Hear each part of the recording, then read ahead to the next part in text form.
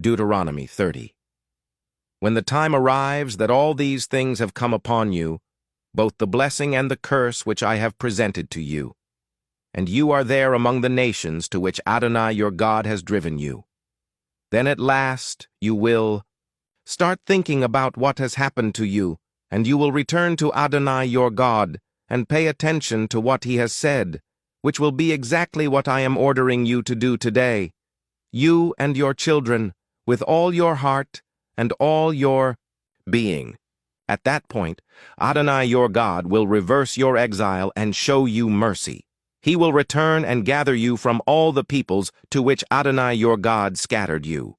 If one of yours was scattered to the far end of the sky, Adonai your God will gather you even from there. He will go there and get you. Adonai your God will bring you back into the land your ancestors possessed, and you will possess it. He will make you prosper there, and you will become even more numerous than your ancestors. Then Adonai your God will circumcise your hearts, and the hearts of your children, so that you will love Adonai your God with all your heart and all your being, and thus you will live. Adonai your God will put all these curses on your enemies, on those who hated and persecuted you, but you will return and pay attention to what Adonai says and obey all his mitzvot, which I am giving you today. Then Adonai your God will give you more than enough in everything you set out to do. The fruit of your body, the fruit of your livestock, and the fruit of your land will all do well. For Adonai will once again rejoice to see you do well, just as he rejoiced in your ancestors.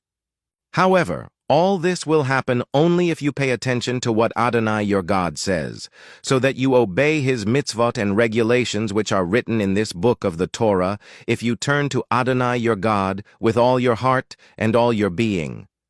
For this mitzvah which I am giving you today is not too hard for you. It is not beyond your reach. It isn't in the sky, so that you need to ask, who will go up into the sky for us, bring it to us, and make us hear it, so that we can obey it? Likewise, it isn't beyond the sea, so that you need to ask, who will cross the sea for us, bring it to us, and make us hear it, so that we can obey it? On the contrary, the word is very close to you, in your mouth, even in your heart. Therefore you can do it. Look, I am presenting you today with, on the one hand, life and good, and on the other, death and evil. In that I am ordering you today to love Adonai your God, to follow his ways and to obey his mitzvot, regulations and rulings. For if you do, you will live and increase your numbers. And Adonai your God will bless you in the land you are entering in order to take possession of it. But if your heart turns away, if you refuse to listen, if you are drawn away to prostrate yourselves before other gods and serve them, I am announcing to you today that you will certainly perish. You will not live long in the land you are crossing the Yarden to enter and possess.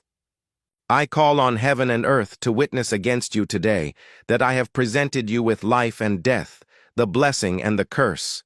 Therefore choose life, so that you will live, you and your descendants, loving Adonai your God, paying attention to what he says and clinging to him. For that is the purpose of your life. On this depends the length of time you will live in the land Adonai swore he would give to your ancestors, Abraham, Yitzchak, and Yaakov.